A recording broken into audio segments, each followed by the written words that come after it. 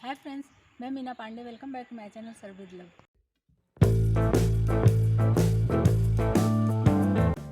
Friends, आज मैं फिर से आप लोगों के सामने एक नई रेसिपी के साथ उपस्थित हुई हूँ।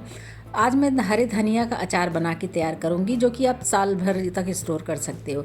खाने में बहुत ही टेस्टी होता है और बहुत ही हेल्दी होता है। धनिया खाने के इतने सारे फ़ायदे हैं ना फ्रेंड्स, कि हम बता भी नहीं सकते। इसको खाने से हमारे हाजमा सही होता है, पाचन जिनका सही नहीं होता ना, वो अगर हरा धनिया की चटनी बना के खाएं या अचार खाएं तो बहुत अच्छा इफ़ेक्ट पड़ता है। धनिया को मैंने अच्छे तरीके से धो के सुखा लिया था। उसके बाद ऐसे बारीक बारीक काट लिया, जितना बारीक हो सके उतना बारीक ऐसे काट लीजिए। तो मैंने ढेर सारा धनिया काट लिया है। इसको साइड कर देती हूँ, बाकी की तैयारियाँ कर लेते हैं। इधर मैंने एक बाउल ले लिया है और एक मुट्ठी भर मैंने इमली लिया है। इमली को अच्छे तरीके से साफ़ करके इस तरीके से तोड़ के गर्म पानी में भिगा देंगे ना, तो ये जल्दी से भीग जाएगा। फिर इसका हमें पल्प निकाल के लेना है। इधर मैंने गर्म पानी कर लिया है, इसी में इस तरीके से डुबो के रख दे रही हूँ। इसका पल्प निकाल लेंगे ना, मतलब कि इमली को अच्छे तरीके से मसल के फिर छान के निकाल लेंगे तो इसका पल्प हमें मिल जाएगा। इसको साइड कर देती हूँ। मसाला बनाने के लिए मैंने 2 टेबल स्पून धनिया लिया है, 1 टेबल स्पून जीरा ले लिया है, 1.5 टेबल स्पून मोटी वाली सौंफ लिया है, 1 टीस्पून अजवाइन ले लिया है, 1 टीस्पून मेथी दाना लिया है और इसी में मैंने ब्लैक पेपर लिया, 15-20 ब्लैक पेपर ले लिया है। 1 टेबल स्पून बारीक वाली जो राई होती है ना, उसको लिया है। और इस काश्मीरी लाल मिर्च मैंने ले लिया है। इसमें इस तरीके से सेक लूँगी मैं, तो इसमें क्रिस्पीनेस आ जाएगा। तो मिक्सी जार में जब पीसूँगी ना, तो दरदरे फॉर्म में हमें चाहिए मसाला, तो दरदरे फॉर्म में हमें मिल जाएगा। आप चाहिए तो अगर आपके घर में धूप है तो आप धूप में भी दिखा सकते हो, ऐसा ज़रूरी नहीं कि सेक के ही इसको पीसना है। एक मिर्ची उठा के देख लेती हूँ, आपको दिखाती हूँ। ये देखिए, मिर्ची हमारी टूट जा रही है आसानी से, मतलब कि मसाले हमारे ड्राई रोस्ट हो चुके हैं। इसको मिक्सी जार में डाल के इसी में 1 टेबल स्पून हल्दी पाउडर डाला है, 1/2 टीस्पून हींग पाउडर डालूंगी, साथ में पीस लिया। ये देखिए, अभी मसाले हमारे बन के तैयार हो गए।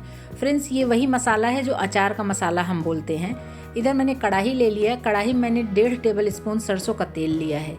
और फ्रेंड्स, ये हरा लहसुन है जो पत्ते के समेत मिलता है। ठंडियों में अक्सर मिल जाता है, अभी भी मिल ही रहा होगा, तो आप ये ले सकते हो। अगर आपको ये नहीं मिलता है तो आप जो सूखा लहसुन होता है वो भी ले सकते हो, लेकिन ये धनिया के अचार में इसका टेस्ट बहुत अच्छा आता है, तो इसीलिए मैंने ये हरा वाला लहसुन लिया है।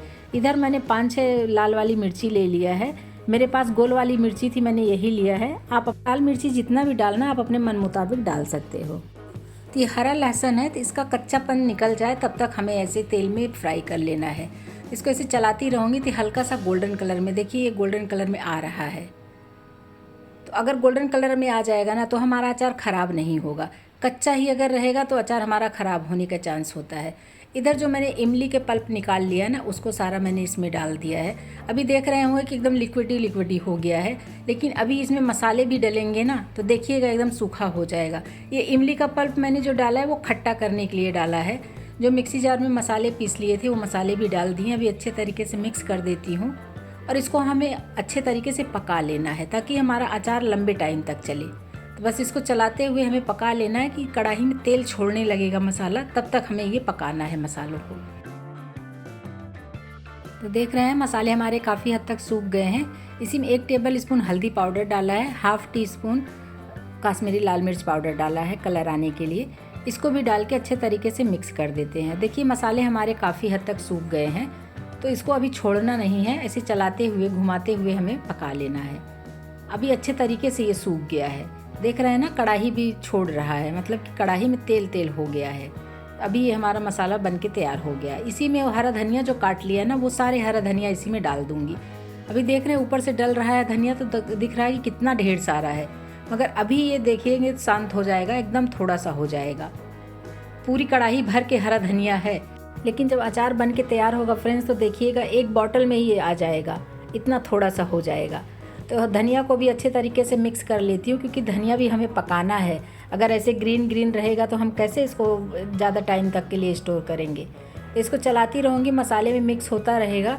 और ये देखिए, तो अभी कम हो जाएगा। टेस्ट के अकॉर्डिंग नमक डाल देती हूँ। मैंने इसमें 2 टीस्पून नमक डाला है, क्योंकि अचार है तो चटनी और अचार में नमक ज़्यादा ही होता है, आप लोगों को पता ही होगा।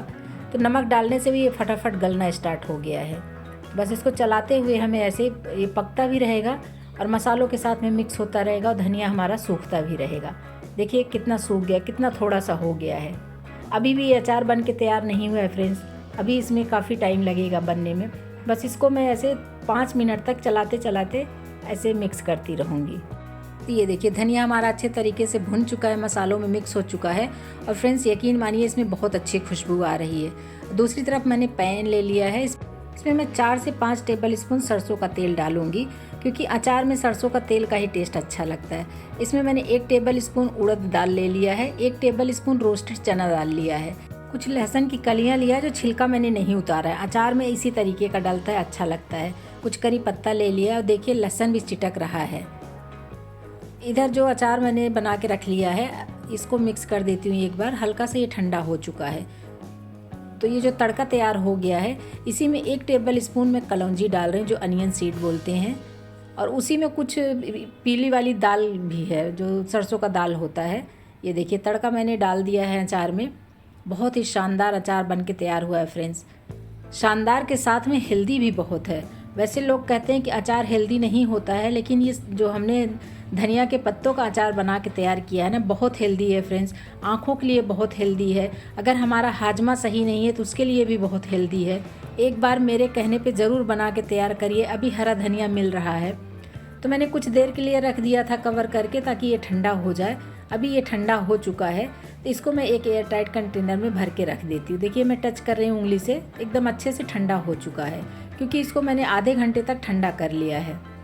इधर मैंने एक कंटेनर ले लिया है, इसको मैंने अच्छे तरीके से धो के धूप में सुखा के रख लिया था, ये वही ले लिया है। क्योंकि इस तरीके का कंटेनर लेंगे एयर टाइट रहेगा, कांच का रहेगा तो ख़राब भी नहीं होगा। और अगर आपका अचार बच जाता है खाने से तो ये सालों साल चलेगा फ्रेंड्स, 1 साल से कम नहीं चलेगा ये अचार। एक स्पून ले लिया, इसी से ऐसे दबा दबा के इसमें मैं भर दे रही हूँ, ताकि जो भी तेल होगा ना वो तेल ऊपर आ जाएगा। बहुत ज़्यादा इसमें तेल डालने की ज़रूरत नहीं होती है, क्योंकि ये अचार मुझे लगता है 10 दिन से ज़्यादा चलेगा ही नहीं मेरे घर में। मुझे ही बहुत पसंद है ये अचार। तो आप लोग भी बनाइए और बताइए कि कैसा बना है ये अचार। बहुत ही टेस्टी फ्रेंड्स, बाकी सारे अचारों से बिल्कुल डिफरेंट है और हेल्दी भी है। तो आप लोग बनाएंगे ना तो घर वाले तो इसको फटाफट खा के ख़त्म ही कर देंगे। और इस बात का ध्यान रखिए कि जब भी इसमें से हम अचार निकालते हैं तो इस तरीके से क्लीन कर देंगे ना, तो इसमें कोई भी ख़राब होने का टेंशन नहीं रहेगा। बस इस तरीके से बंद करके इसको रख देते हैं।